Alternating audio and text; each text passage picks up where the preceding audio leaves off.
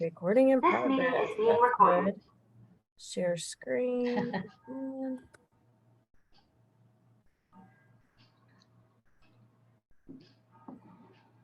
Okay, I think this is working. There we go. So, why did all my information disappear? There's supposed to be a slideshow, but it's not showing anything. Let's see what's going to happen here. Looks like it's slow to load, Jennifer. Yeah, I had it open. It was there. Oh. It did this to me once earlier and I closed it out and reopened it. So I may have to do that. So.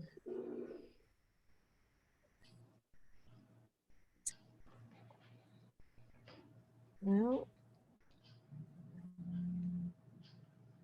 yeah, it's not loading. Of course.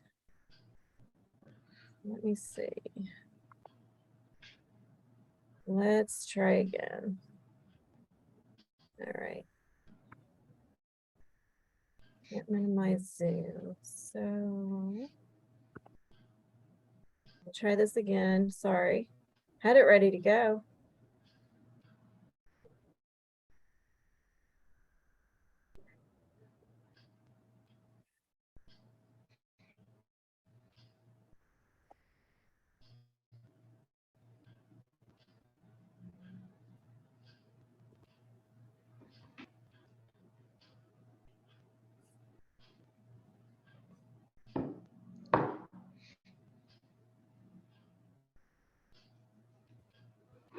Okay, now let's see if I can do this again.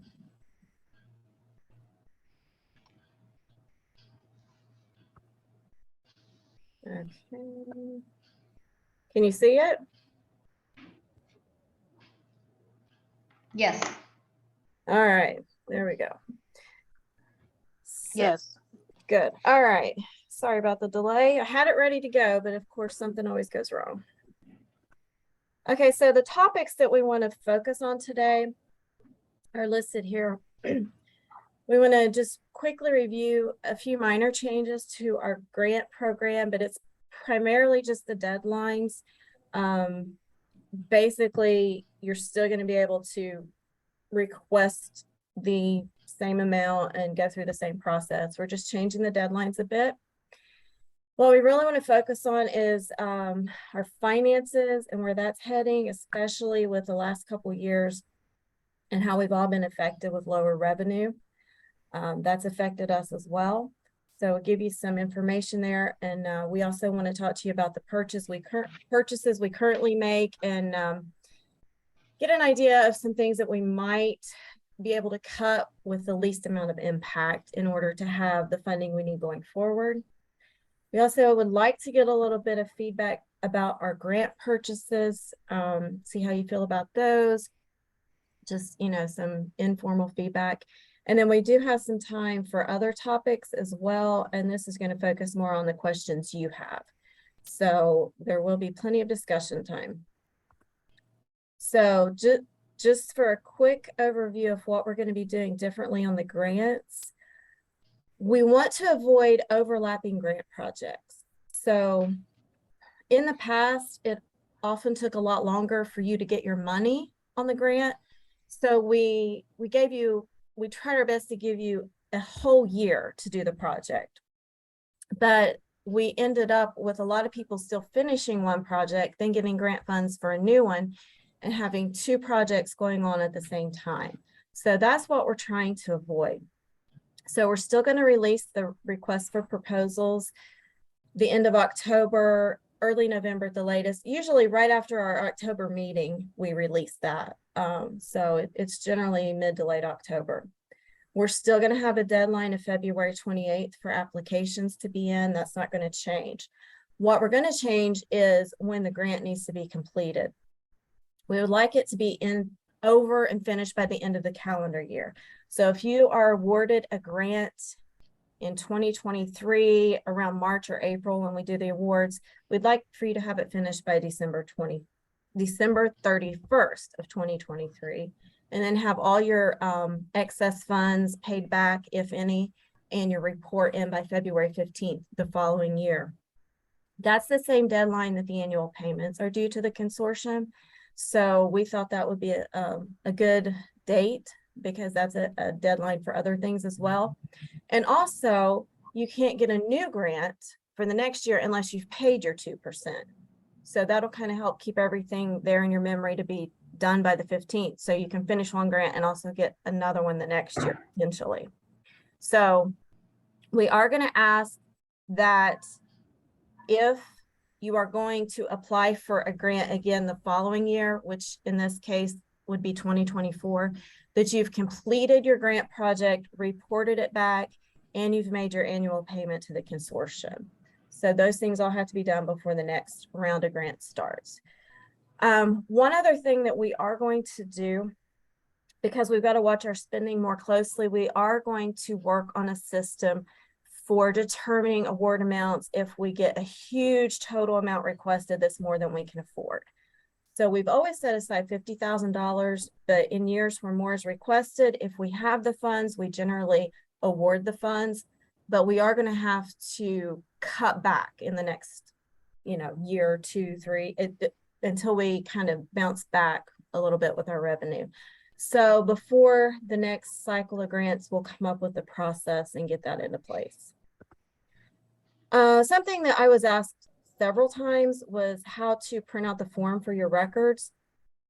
And so I just put a screenshot here. If you click on the 3 dots up in the upper right corner, you should have a print option. I tried this when I was not logged into my Google account for the forms. I tried it from a separate account and I was able to do it without any problem.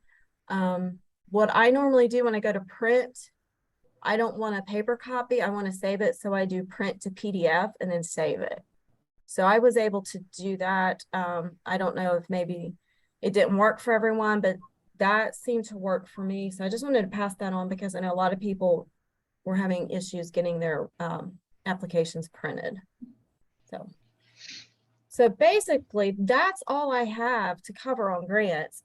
We are going to always tweak the process. When we find out there's something that doesn't work well, we'll try to improve it for the next year. We do have a couple of edits that we already have planned for the form. Nothing major. We didn't ask you for your address. I know I can look that up, but we've always put it on the application in the past. It just makes it easier for me to find because it's there. And we probably will have some kind of statement a little more detailed than what we had before, where you agree that your board has been consulted and has approved your application or something like that, some kind of box to check before you submit it. So that's all I have on grants. So I'd like to open up and see if you have questions or suggestions or any other grant related comments. This is Susan from Lawrence County. Will or have the topics or the areas of funding always been the same, or will they ever be changed, added to? They I mean, I can't recite them right now, but I was just curious. Right. We've made minor adjustments, but in general, the board is not going to award your basic daily operating costs, whatever that would involve, your office supplies, your Lexus or Westlaw subscriptions. If you're starting up something new, let's say you're trying a new database you've never had, you can generally get funding for the first year, but then if you decide to continue it, you wouldn't be able to in most cases. But we have one of the big changes that affected at least one person this year was that we did not, in the past, we did not include furniture. We specifically said you couldn't get it. So we did change that and take that out where people could actually ask for that. So someone did benefit from that. So we make changes from time to time, but it's basically things that are not your everyday operating costs. So okay, thanks. Yeah, that's what to expect. Yeah. Other comments? So I had just a technical question about printing the response to the RFP after you've put it together. Do you know if you are done and then you click submit, if you can still print it then, or do you have to do it before you click submit? Because once you click submit, you get the thank you screen, and I don't know if it's too late at that point. That's a good question, because where I didn't actually submit one, I couldn't test that. I'll have to look into that.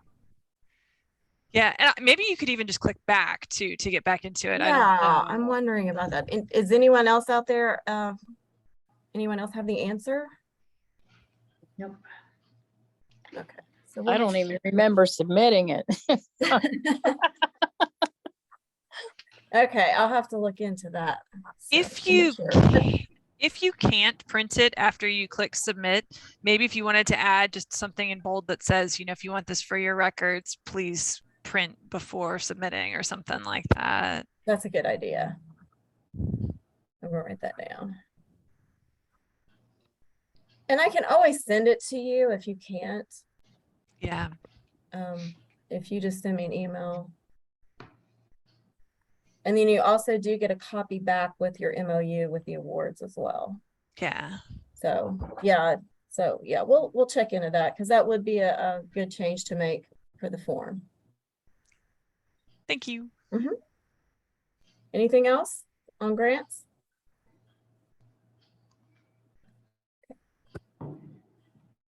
Okay, so the main reason that we want to talk about finances is just so you understand what's been happening. I'm sure all of you have felt the effects of the pandemic. We had record low revenue in 21 and 22, significantly lower than any previous years. So we're obviously going to have to make some adjustments. The good news is the grant funding we got last year, it helped tremendously. So we're in better shape than we would have been without that. We're actually not in bad shape, but as our revenue goes down, our costs keep going up. So it's not going to be sustainable to continue everything that we're doing now for more than a few years without making cuts. So that's why we just want to kind of give you an idea of where we stand and where we're headed. So I know this is not the easiest to see, but I wanted to break down everything we purchase and how much it's costing us this year and how much we think it will cost us next year. So anything in black, that is either an amount we've already paid or amount that we know for sure by contract, that's what the amount is going to be. Anything in red is an estimate. So we do know that OJI is up for renewal at the end of June. And if we renew it starting July 1st, our yearly rate will be almost 59,000, and then it goes up, I think, depending on, well, I have to hear back from Lexus. Depending on how many years we agree to, that determines the rate it will go up. If we agree to a 3-year term or a 5-year term, it's going to go up slightly. I think they locked in 3%, but I don't know that we can agree to that much based on our funding right now. We do know the ebook, the Overdrive platform fees and the ebook titles, those are set by we're in the middle of contracts with those. So that's not guessing, that's stuff we know. We don't expect Library World to go up. It hasn't for years. Now the grants, if you look at the grant category, this year we awarded almost 68,000 because we could. We had the funding. That was the amount of requests that fell into the approved categories. But we are going to have to cut that back. So I just estimated 55,000. The threshold's always been 50 is sort of our number that we would agree to at least 50 more if we had it. The problem with grants is not everything gets processed on the same calendar year. So it's hard to show exactly what we pay year by year. We've actually had situations where libraries funding gets delayed or their project gets delayed and they don't even get the funding until the calendar year after the grant's awarded. So that's obviously going to change going forward if we put a December 31st deadline on that, so we can have a clear picture of grant funding. So another thing I want to point out is that I figured out what the approximate cost would be if we did decide to purchase the Medicaid manual again. The purchase was made in November, so it's not counted in here as as an actual purchase. It's estimated for what it would be this year if we purchase it again. Support works, that's what we actually paid this calendar year because it was not billed until February. So going forward, if we decided to renew that, it would just be no new subscriptions, just updates. So it would go down a lot. So those are just options. The SIG has not met in person, so we didn't spend anything to help with the SIG meeting this year. I estimated if we help next year, it could be around 2,000, but that just depends on circumstances. Auditor of State, we just started our audit. So that's always fun. So they're estimating that for them to audit us is going to cost us $10,200 this year. So that is a charge we will not have next year. It's only even numbered years, but that will cost us an extra $10,000 this year. Purchase services, that would be just the MOUs that we have with Franklin County, like for Angela and myself. That's what would fall into that category. So I've broken down the totals that if we do purchase Support Works and Medicaid, the Medicaid manual, for this year, our total would be almost $319,000. If you take those out, around $278,000. And then if we apply the remaining grant funds that we are still planning to spend, we have until the end of July, that puts us down to about $281,000. So that's the 318 minus the 30-some thousand of grant funds we have left. Next year, I also broke it down approximately what we'll be looking at with the Medicaid manual and Support Works and without. So even without that, next year, we are probably looking at spending around $263,000. So it's less than this year, but the last 2 years, we've only brought in around $190,000 in revenue. So if you think about it that way, you're looking at $65,000, $70,000 more in costs than revenue we've been getting. So that's why it's getting kind of serious. So to break it down in comparison with the revenue we're getting. So last year we only got $181,610. That's the lowest we have ever received. And I put a note here. I don't know how many of you remember this, but when we first offered refund grants several years back, we offered them at 33%. Even when we offered 33% refund grants, we never dropped below 200,000. So the last couple years, you know, you're only getting a 25% refund and we're still not even getting to 190,000. So to date for 2022, we're at 186.5. Actual 2022 funding would be less, but one library paid for about 4 years in one payment. So I couldn't really break it down and show exactly what 2022 was. So we're probably going to end up with around 190,000 with a few more payments that will trickle in for this year. And I'm not expecting things to rebound very quickly.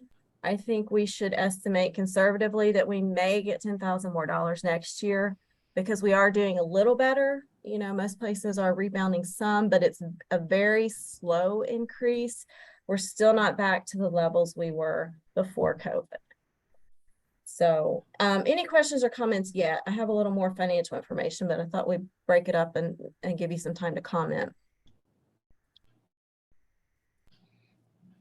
So the consortium revenue is just what the counties, the statutory payments. Is that right? Or are you getting grants from elsewhere?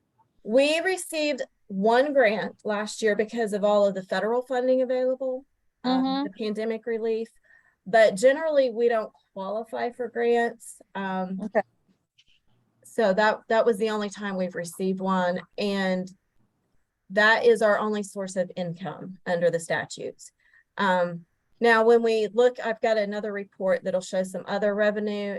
Like if someone pays us back overage on a grant, that shows up as revenue, but it's nothing we did to generate that revenue. It's just someone got a grant, they didn't spend it all, and they gave us some money back. So that's the only other thing that really shows up as revenue for us. Thank you. Hi, I have a question about the audit. Mhm. So could you just explain how the audit works? Were you approached for the audit or did you request the audit, and why do you have to pay for the audit? It's required by the auditor of state.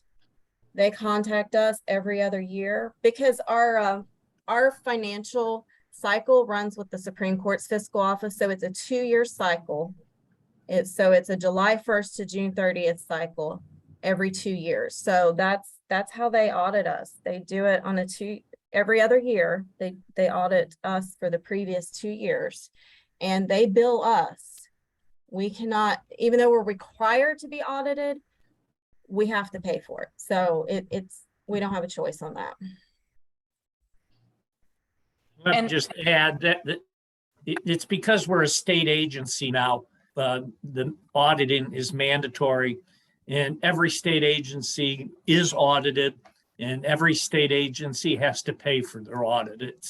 The consortium is not singled out in that regard. And what do you know what requirements are around the law libraries themselves regarding audits? Well, That's changed a little bit. It used to be, looking way in my rearview mirror, the library was audited. And it was a very, very extensive audit. Well, ever since the libraries became part of the county, the whole library isn't audited. They're just audited as a part of the county's audit. So the auditor just takes a very, very small snapshot of the library's activities. The in-depth auditing of the library's activities at the county level is nowhere near what it used to be. Yeah, so anytime your county is undergoing an audit, there's probably an assistant auditor for the state that will pop into the library and ask you for a few records. So you will be contacted if you have to supply any information. When I first started doing this over 30 years ago, when the county library was a private association, it was not unusual to have the state auditor parked in our library for a week. One of the reasons I'm curious is I've been reviewing our retention policy, and it looks like we have a policy, but I don't think it's ever actually been acted upon. So I notice on some of the items it says that what's the word? Like you have to retain it so many years after the audit report is released, something like that. Yeah, it just says. Yeah, it says 3 years provided audit. So you can check with your county, probably with your county auditor to see when your last audit was. So the library should have been included with the county audit. The library's revenue is such a small part of the county's budget, if you will. It really doesn't they don't pay much attention to it. All right, thank you all. Okay, let's look at a few other things here before we're finished with finances. I wanted to show you how finances compare. And I only went back to 2019 because prior to that, we had such huge fluctuations. It was really hard to make any general observations. We had some publications that weren't billed regularly, just every other year. So I just did from 19 until, to date, 19 through now. So you can get a picture of how everything looks when you look at income and expenses together. So if you will notice on expenses, if you look at the first line under expenses, grants, you see the largest fluctuation there for our expenses. We can show just from 2019 to 2021, a huge fluctuation from 38,000 to 79,000. So that's a huge difference that can impact our revenue each year. So that's one of the reasons we want to try to keep our grant spending about the same each year, just to help us have a better idea of what to plan on for the future.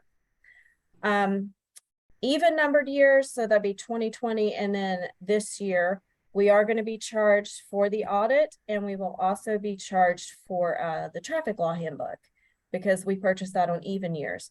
So if you look under expenses on the last category, purchase services, that's where the audit is included, the charges for that. So if you see from 19 to 20, that jumped up from 17.3 to 23.7. And that's the main reason why we paid for an audit in 20. So that's why there was a big jump. Most of our publications for this year are still being paid from grant funds. And we've also only had one Matthew Bender title ship out for 2022. I mean, there were some that shipped out in January that were the 2021 editions that came out at the end of the year. But as far as 2022 editions, we've only been billed for one. So in May, we'll probably get a huge bill for a few different titles. That's usually when a lot of things ship out. So that's why we don't have much spending to show yet this year. It's a combination of having grant funds to cover it and the fact that just a lot of things haven't been billed yet.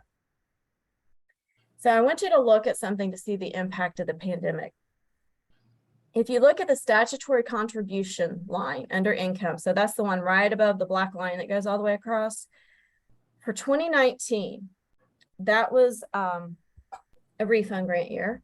We brought in over 218,000.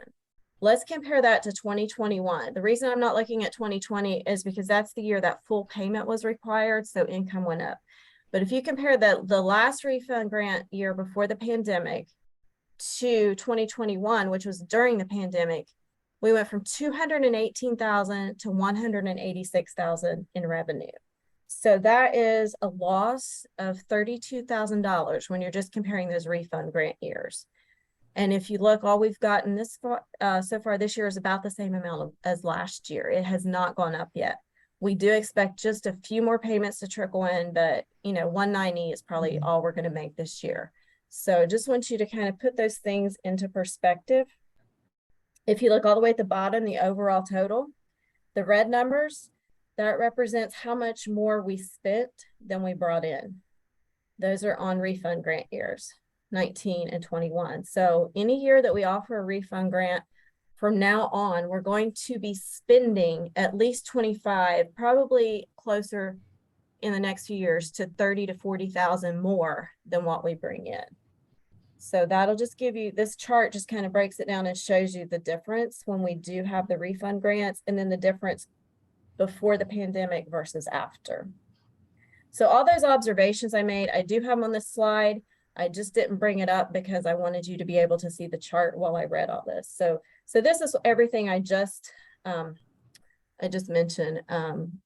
So you can kind of see what we're looking at. We're looking at prices still going up significantly, but revenue not going up very much at all. Not enough to keep up with the increased prices for primarily publications. So speaking of publications, I wanted to break down, show you how much Matthew Bender has increased their costs the last few years. I know this chart is not the easiest to see, but if you look from 2018 to 2019, we paid almost nothing different. We went from 62,000 up to just under 62,000 to just over 62,000. Our price increase was 0.44%. That was it. But then when you jump from 2019 to 2020, I broke down how much each title cost us, how much more. So it ranged from about 4% up to over 11% in an increase per title. So our overall spending just on the Matthew Bender books went up almost 7% from 2019 to 2020. From 2020 to 2021, things jumped on an average almost 12%. So we're looking at 8% to 16% increases per title, per book. So this year we only have one title that shipped out so far and it increased by almost 12%. So we're not really sure what we're looking at for total costs. The troubling thing is in the fall when they give us a quote, they just give us a quote based on the current list price when we know that the price is going to go up. We've always been able to estimate the price would go up around 5%, But now we're looking at price increases of almost 12%, which is, there's no way we could have predicted that the cost would go up that much. So I just want to give you an idea of what we're looking at there as far as increases. So with Matthew Bender, they do give us 35% off if we get at least 6 titles. We're currently ordering 8 per year. If we order at least 6, we get 35% off. If we drop to 5, we get 30% off. If we drop below that, we don't get a discount. The problem with making cuts with any of these orders is that we offer these discounts to our county agencies. So I went through and counted how many orders we had for this year. I did not count the codes. I didn't count pages. I didn't count the form book. I didn't count US code. I only counted the handbook titles, and we had almost 1,500 additional orders. So that's where we don't really want to do something that's going to hurt our agencies that, you know, we're there to help them with their costs for legal materials. So that's something we have to keep in mind if we consider any cuts. I do want to point something out though. The Ohio Domestic Relations Practice Manual, it's the most expensive one. It's an actual practice manual, whereas the others are handbooks. So it is a little more of obviously more of an expense. It's costing us about $20,000 a year. It is the one that generally increases in price the most, you know, around 12 to 15%. But it's also the least likely to get additional orders. Out of almost 1,500 extra orders that we placed for our agencies, there were only 10 additional copies of this ordered. So I think that's something we would want to look at as a potential cut if we have to start cutting titles, because it's not going to impact very many people. So just a thought that we may want to look at that. And I have talked to Jennifer McKenna with Lexis, and we are supposed to get some kind of plan from them with an option to basically receive the same amount of materials if we commit to about the same amount of spending each year. But because this is sort of a new plan, we don't have any details. We don't know what they're going to offer us. We'll have to wait and see what that contract would look like before we could decide anything. So again, it's just we commit to spending a certain amount each year and they give us what we need. So it's a little bit of an unusual situation for them to say it like that. You know, you spend this much per year, we'll give you so many titles, but again, without details, we can't make any decisions. So they'll have to present us with something. And our most expensive cost as far as titles is OJI, which is running $60,000 a year per now. I have been told though that we have a huge discount compared to what it would be currently. And I've also been told that many of our libraries no longer purchase it because we purchase it for you. So that's something else we have to look at. This is our greatest cost for one publication, but then is that going to hurt more of you if we would cancel that? So these are all things to think about. We're not making decisions today. We just need to get that information out there and then determine what's going to be the least negative impact for you all when we start making cuts. So with all this in mind, I just had a footnote on OJI, if I could. In full and fair disclosure, I am on the editorial board of that.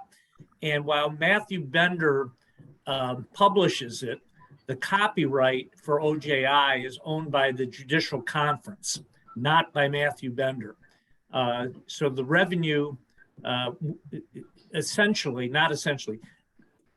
OJI funds the Judicial Conference. That is their cash cow. It doesn't affect what we do. I just thought it was an interesting little tidbit of history. Yes. And have a lot of you canceled your subscriptions to OJI because the consortium provides that copy?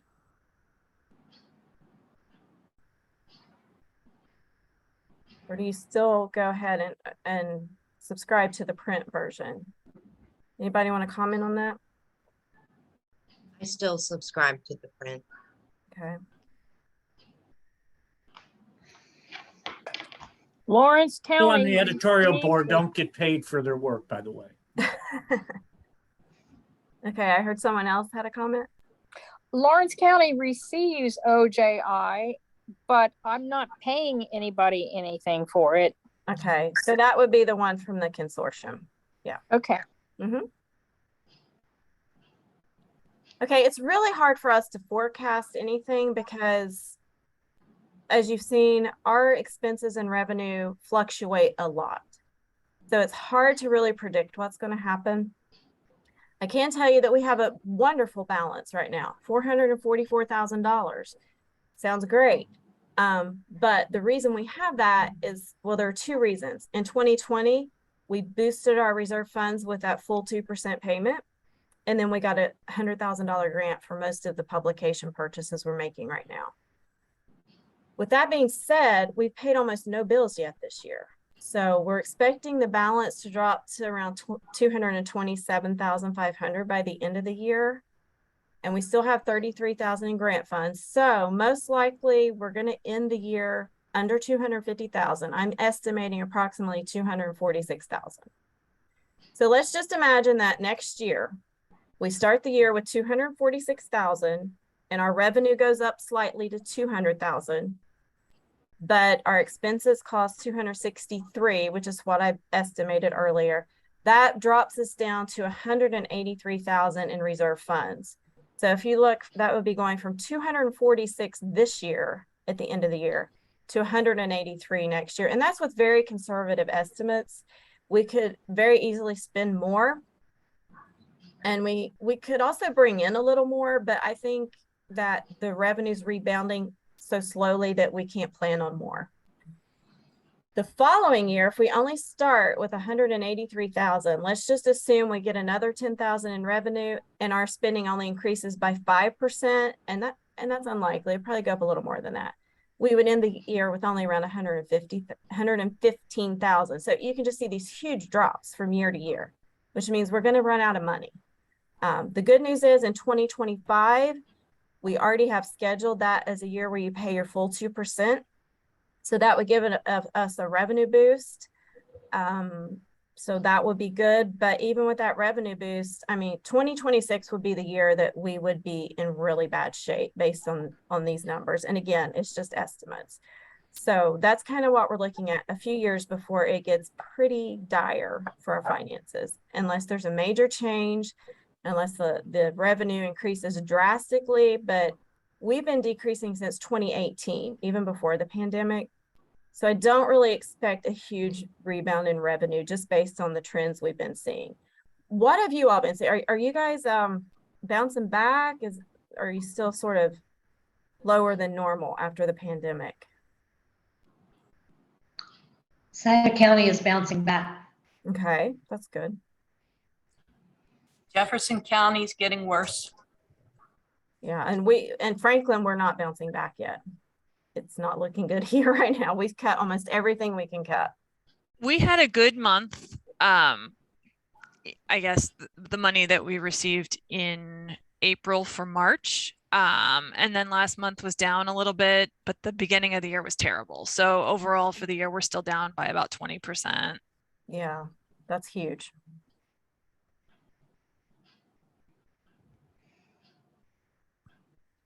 Columbiana County is, I would say, fairly stable right now.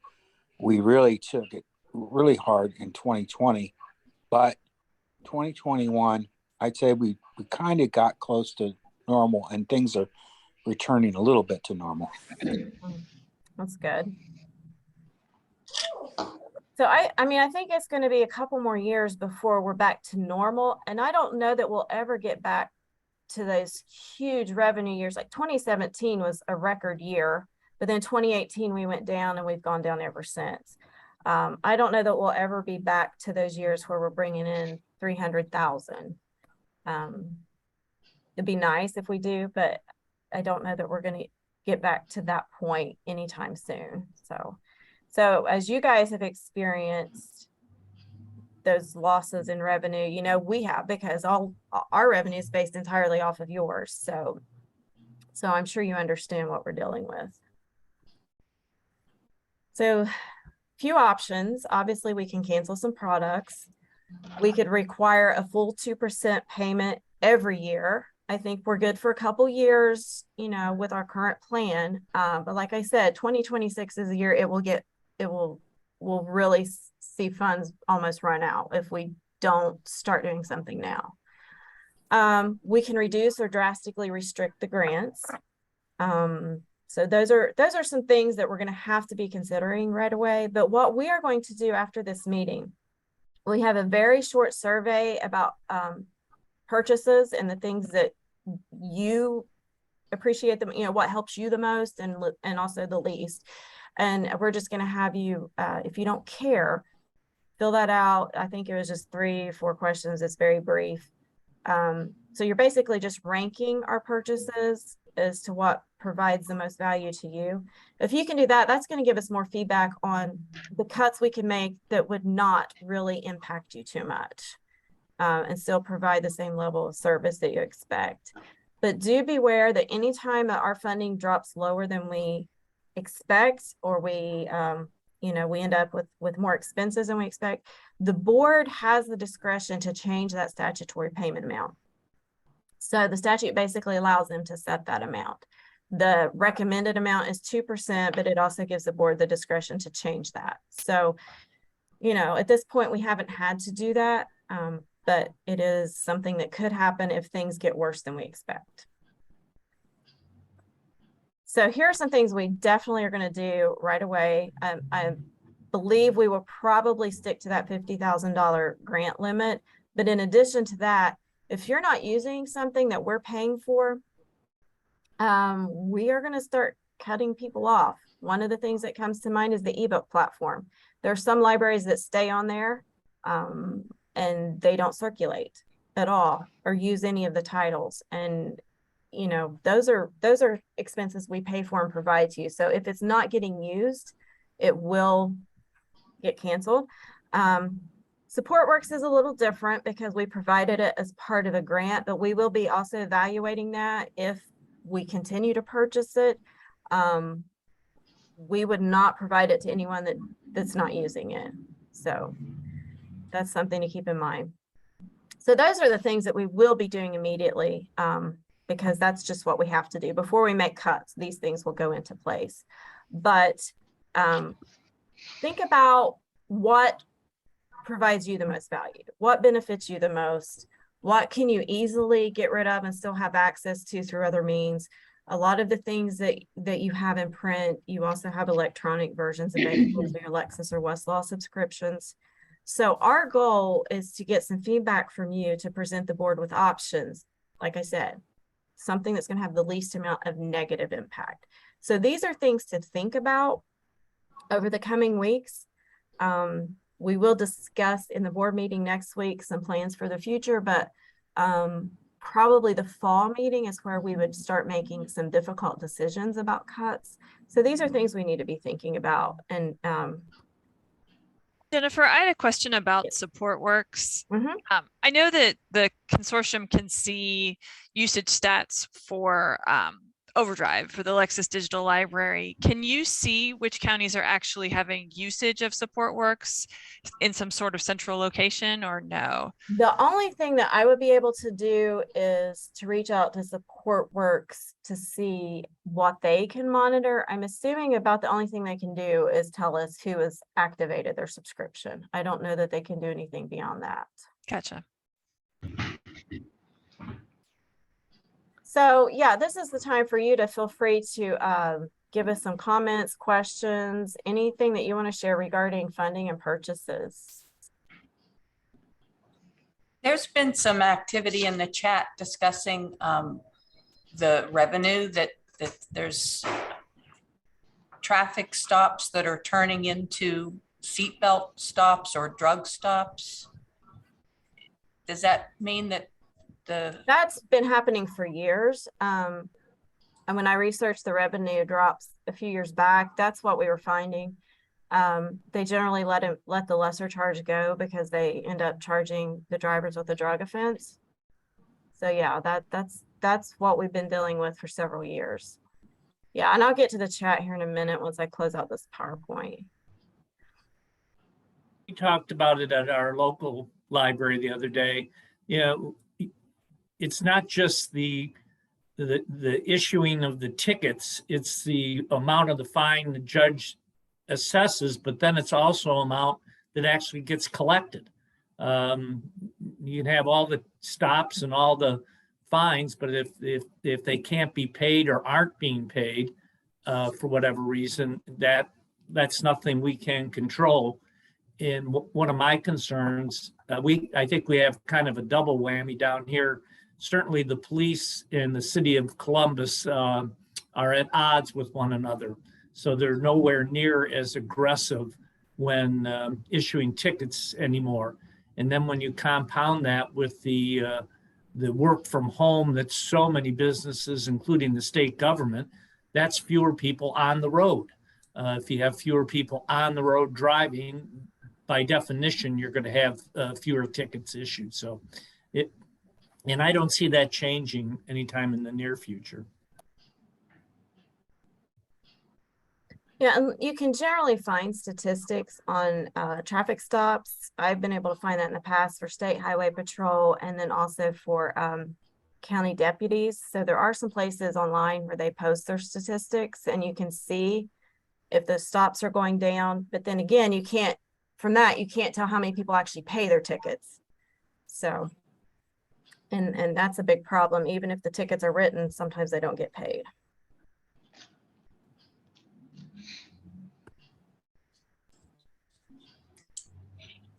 So I just want to get a little bit of feedback about the grant purchases, specifically Ohio Medicaid Manual and Support Works. Are these things that you think benefit you more than some of the other things we purchase? Is it something you would like to see us continue if we can?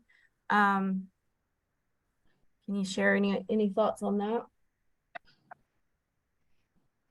Jennifer, this is Sandy from Soda County. When you started the Support Works, I was very unfamiliar with that. And I presented it to the board that the consortium had purchased it for us. The feedback that I got back from the attorneys that were board members were that they didn't feel like that would be as of use, which I was going to put out here later to see if any of my attorneys had used it, because I let them know. Because even when they have that need, they call their office and have their administrative secretaries put in their information, send it to them on their phone, so they don't have to do the hands-on work of that. I don't know specifically if that is happening, but that was the feedback that I got from them, that they probably wouldn't take time to sit down and do that, even if they were here and needed it. It would still be quicker for someone in their office to do it and send it to them and have it. Okay. Now we've had a few pro se's use it here because they need to, we have so many people that represent themselves and the courts require them to provide that information. So we do have some, we've had some attorneys use it, but we've also had some pro se's that have used it. So it has helped some of them. Yes. Anyone else want to comment? I know the Medicaid manual is something that gets used here and something that people were requesting, and ours was outdated. So for us, that's definitely helpful. Support Works, I'm not as sure about. And that's kind of why I asked about usage stats, because I don't know if there's a way for us to get ours specifically, in addition to kind of the consortium as a whole, monitoring how much it's getting used. I do know that a lot of our libraries already had it. So in a sense, it benefited them that they got a free update. I think part of the problem with Support Works is that several years ago, most of the libraries, a lot of us had a product from another vendor that no longer supplies to libraries. So I think in those few years, everyone found another option. I think that's happened. I know in Scioto County that Sandy had commented, I know they did have Purita Springs, and then they said, no, we're not going to sell to libraries anymore. And so people were cut off. So I think in those few years when people were cut off from other vendors, they found alternative programs or other ways to do it. So they're doing what they've done for several years now, and they're not going to learn something new because they don't Yes. have to. Okay, so these are things to be thinking about. And again, we are going to do a follow-up survey to help us get a little more specific information and take it from there. So just be thinking about these things, and please respond to the survey when it goes out. It's very brief, very easy, I promise.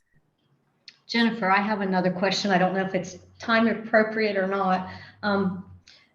But I had one of my attorneys ask for, and I do not have a law background, so these things are sometimes Greek to me, but the attorney was looking through some of our research items and said our treatises in the Ohio section are outdated, and he knew that they had just been updated last year, I believe.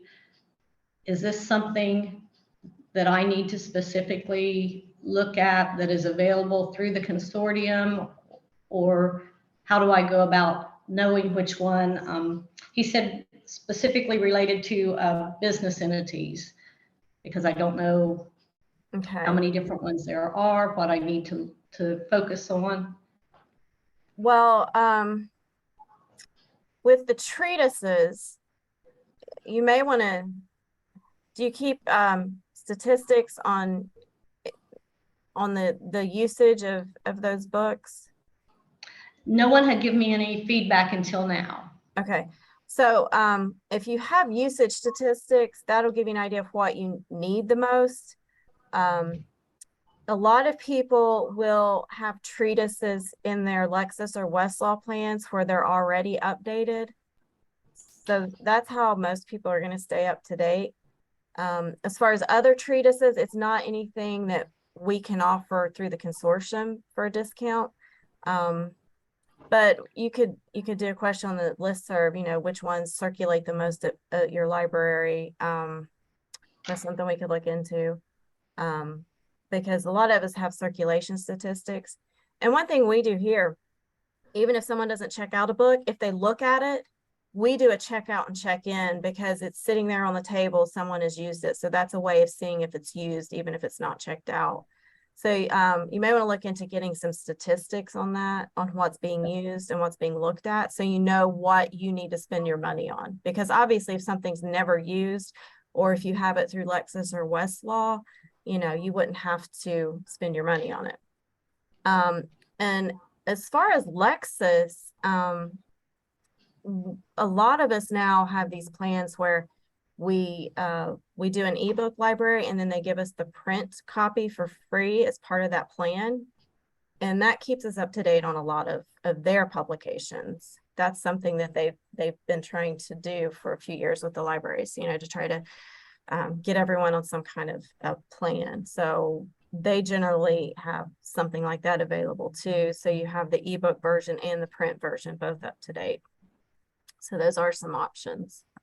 Someone else feel free to add comments to this. I honestly don't know, as far as giving you titles, what would be most beneficial. So if anyone else wants to jump in and provide some additional comments, please feel free. I don't know, but when I started here 4 years ago, my board cut all my Westlaw publications, and I about freaked out. I just started. And the only thing I had were the Matthew Benders that Joanne was doing, because we do have a Westlaw ID, but I had to go down to one this year. We used to have two, because we provide both Lexis and Westlaw. But I was going to ask you, do you know, I know when COVID hit, they opened up those ebooks, because we never signed on to the ebooks because they couldn't get them. My patrons couldn't see them outside of the library, which they can do now.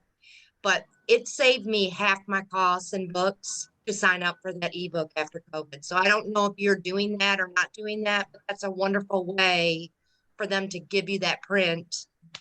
You get both. And I'm kind of worried that they'll get rid of that. You think they will, Jennifer, or you think they'll keep that going? Because I that don't, will kill me. I That don't think sounds they really would helpful. because they signed contracts with the libraries on that. I think they're gonna Yeah. want to renew those contracts. Okay. So I feel like they would keep that going. Yeah, I I hope so. I can say that I've been talking with Jennifer McKenna at Lexus because I've been wanting to get more involved into the ebooks myself. I downloaded through Jennifer and the tech rep, a trial. It was very nice. I think the ebooks are the development they've made in these ebooks so much easier to search than they used to be. And I know she is talking to me, and we're considering going to ebooks and still getting those print books for free. And it's something that they, according to Jennifer McKenna, is that they're very big on, and they really, really are offering some good deals for that. What, Sandra? What is the business entities? Was that was it a part of like a 2-volume subscription deal with Lexus? I am truly not real familiar with it. I know that he just sent me an email stating that, and I looked through some of them, but that's what he was focusing on, was the business entities. Yeah. Well, I'll tell you, Jennifer McKenna, if it's a Lexus product, she is outstanding. And while oftentimes, if we've fallen behind in some of those loose leaf things, it can be more cost effective just to get a new update instead of updating the missing pocket parts or sheets, if you will, Right. supplement. That's what I should say. Sometimes Okay. they can do that, and Jennifer can get you a fairly substantial discount on that. I always reach out to her. She's very creative about figuring out ways to update our products if Okay, they've great. Yes, back I've spoken with her before, so yes, I can do that. we had to a lot of our stuff, and then as money came back in, we were able to restart some titles, but unfortunately they hadn't been supplemented in 3 years. So we ended up getting a heck of a deal where she just sent us new basically new books for just to get us updated and back on subscription plans. So she's an excellent resource. Okay, thank you.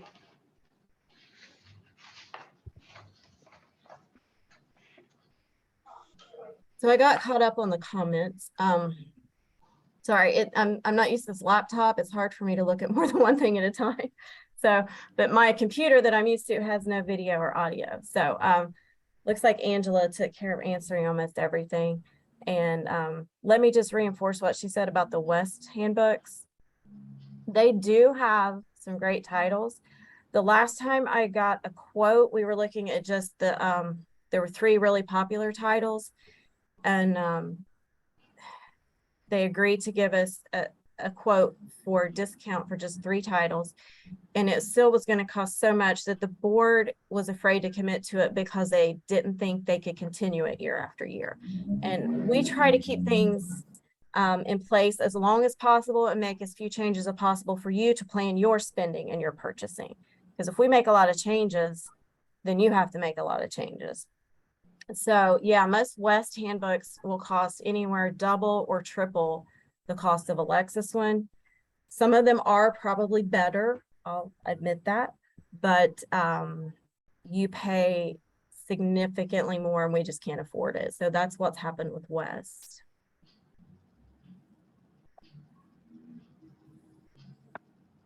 All right, one other topic that I was asked about in planning the meeting was records retention, because that's come up frequently in the last few weeks.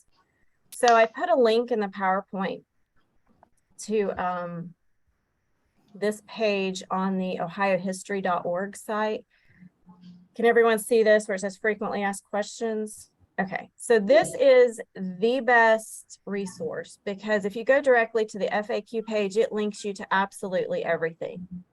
Your records retention schedules, if you have them in place already, they were submitted and approved by the Ohio History Connection. If you don't have one, it will have to be approved by locally and submitted to Ohio History Connection. That's the state archives.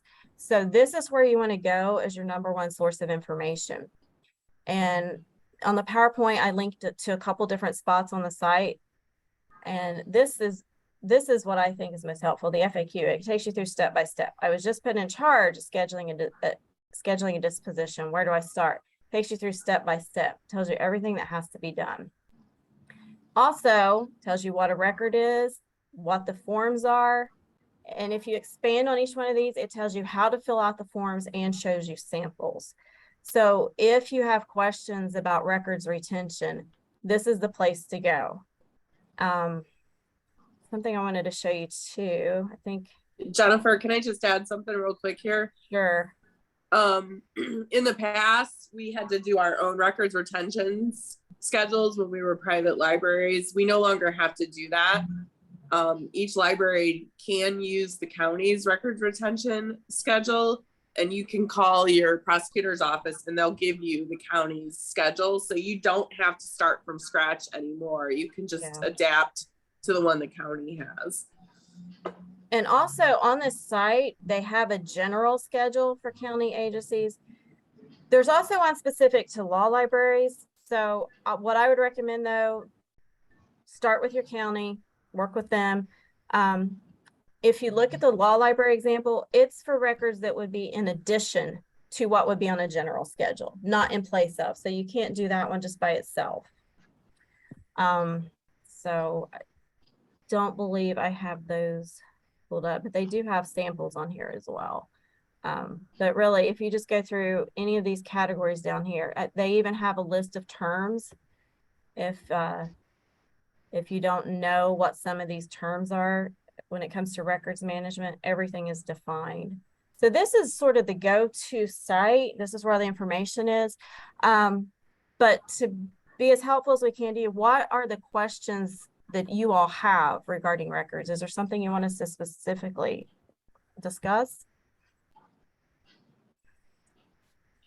I wanted to talk about catalog because Okay. in the record that or the schedule that I inherited, it says catalogs are retention period permanent, media type, paper and electronic. Okay, I think that means you're up to date. I think you can change the records within the catalog as needed. You just have to keep your catalog up to date and keep that. I don't think that means you have to keep all the old records. And if you need to modify it or clarify it, and just write up a new schedule and get it approved. But I think that's what it means. I think it means your current catalog, but obviously when you get rid of something, you can't keep it in that record in the catalog. So I think as long as you keep a catalog, you're allowed to get rid of the records. Does everyone else, Angela, do you think I'm on the right track there, or am I off base? Yeah, I think you're right. I just, on a personal note, I don't think that should even be in a records retention. Your catalog isn't, I don't know. It's debatable if it's a public record. I just think that's not necessary to be in a records retention. That was my thought, was it just probably shouldn't be in there at all. Yeah. It depends on how strictly you define public record. Yes, you are creating it in the course of business, but it's more of a library resource. So it may not even be considered a public record under most, for most of us. So. Yeah, I agree. Okay, so this physical card catalog that sits behind me that looks like it's about 300 years old and it's completely out of date and it's been replaced with the electronic one, I should just be allowed to toss that without. That's what I would think. You could. I would, since you do have, this is where less is better. Since you do have it listed in your records retention, I would go through a disposal process, do the records disposal form and add that just to cover your bases. Yeah, ironically, it doesn't have that box checked saying that it needs an RC3. Well, then you wouldn't have, yeah. if Then you wouldn't catalogs have can be to. checked, you wouldn't have to. So that gives you Right. some freedom there. Or Another I thing that- would, Go or ahead. I would have a board meeting and update your records retention, was the RC one, and go from there. Another thing too, like the sample law library one that's on the high history site. I noticed it had on there like reference materials. The way I view our collections, now some people put them on records retention, you know, books and reference materials, whatever we have as far as the resources that we have. Some of you will put those on records retention, but you have to keep in mind with your books and purchases, those are actually county property. So it's a little different for those. I see that more as county property than a public record. So you definitely need to make sure whatever you do in terms of books or other resources that are part of your collection, definitely need to run it by your county before you just get rid of it. You can probably just approve sort of a catch-all policy for discarding materials once they are out of date or obsolete. But that's the thing, keep in mind with books. They are county property. Make sure the county approves your policy and you're good. Yeah, I would say the books should not be on your records retention because they're not a record. They're not public records. So See if I can again, find this. less is better. Yeah, like on this other link here, let me see. When you go down to the samples, they have one, but I suggest not using it. That's not the page.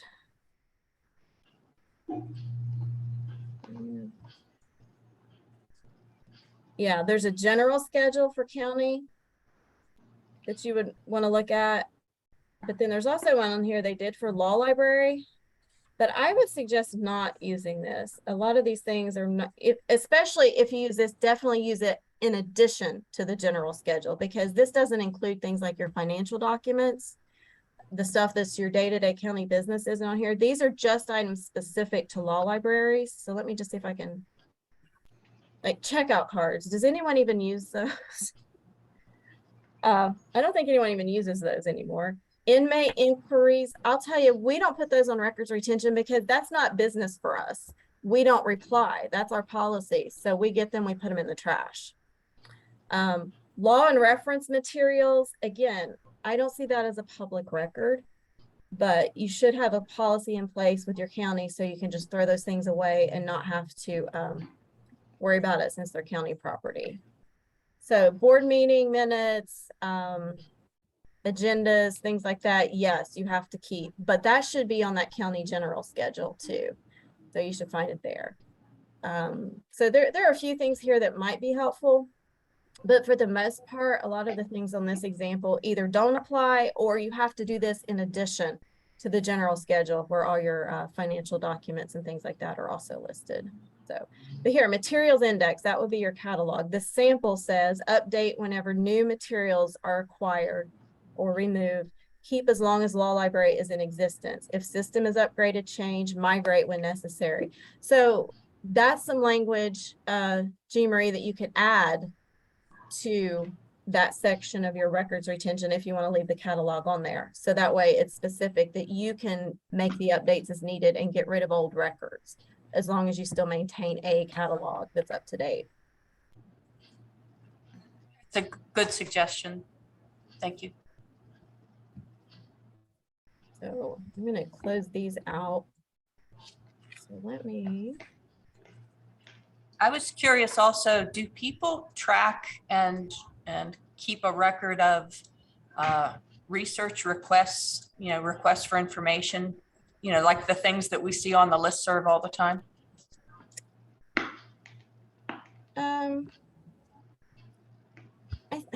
I mean, if you need to put something on records retention, you could just do general statement about reference requests, and you could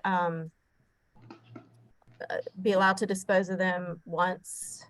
You should have emails, professional emails as part of your disposal. So if you want it, we don't count them. We don't maintain them. I think for most people that would fall under communication, like your day-to-day communication. There's usually some kind of communication category where you can get rid of things when they're no longer of administrative value. So for a lot of us, it would be under communication. That sounds good.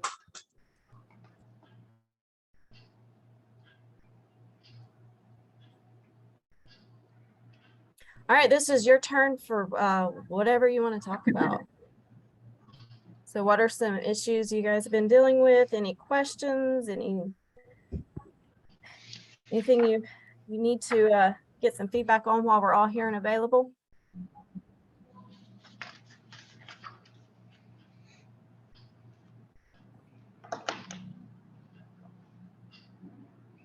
Everybody's good? I need to sign out. Take care, everyone. Bye.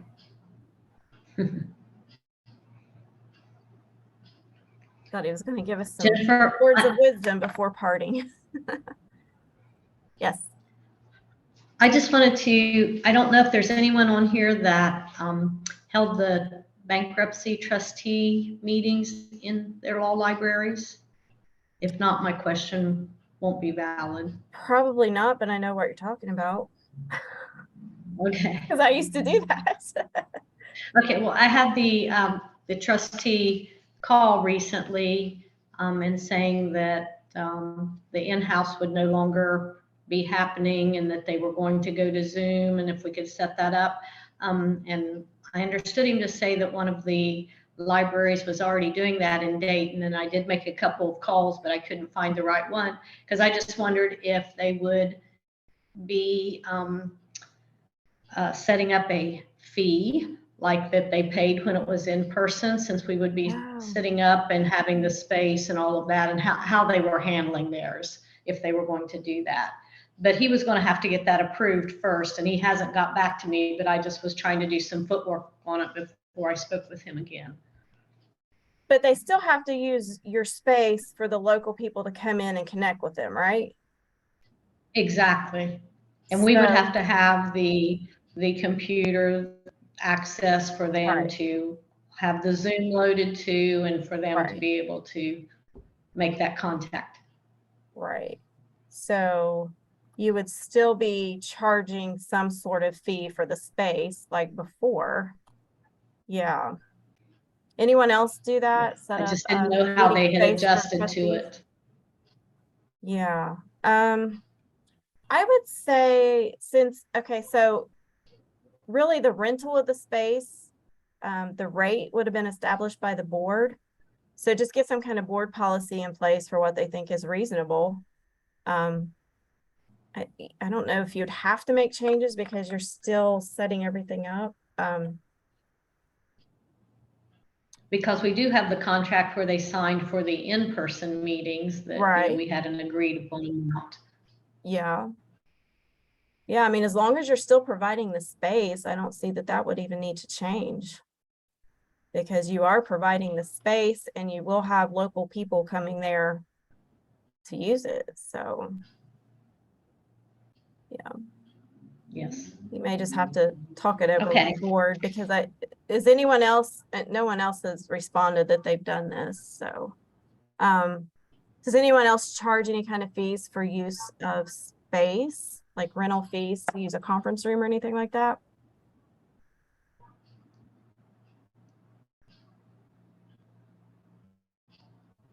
We do for depositions.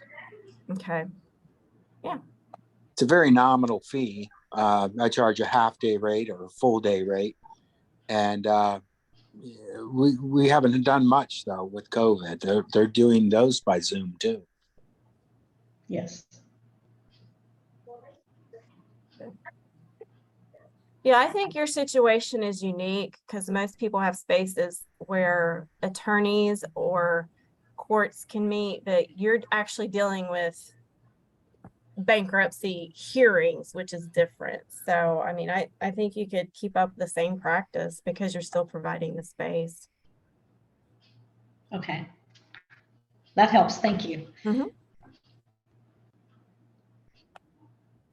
Okay.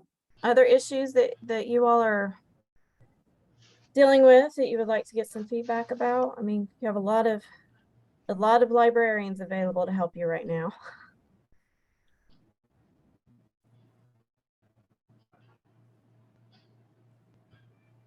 Well, you mentioned that there was a little bit of a change in the ability to apply for a grant for furniture.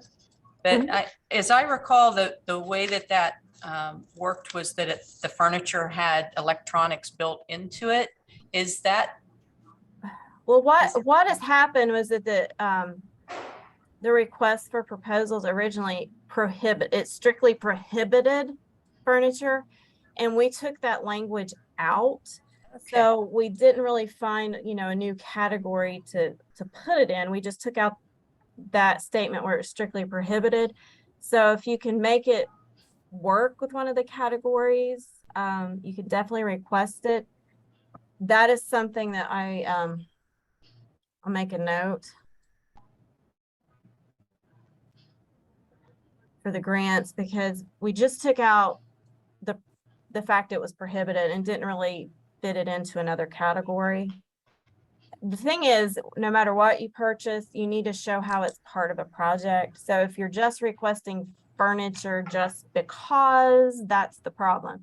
If you can fit it into a project in a way you're serving your patrons, it should fall into one of the categories that already exists. But we can look into maybe refining that, the RFP, where it would fit more neatly into a category.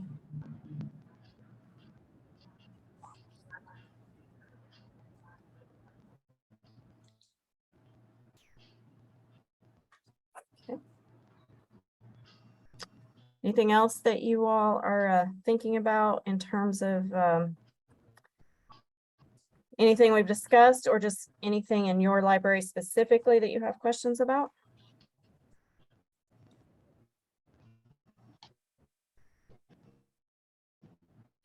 Well, if not, we will be sending out the survey, and that's where we'll get some specific feedback. That'll give us a better idea on how you rate the value of the things we purchase. So if we need to make cuts going forward, we have some data to work with. I hate to ask you to do a survey. That's why we made this very short and simple. So I promise it will not be bad. So if you don't care to do that, we'll get more specific feedback, and that'll give us something to work with.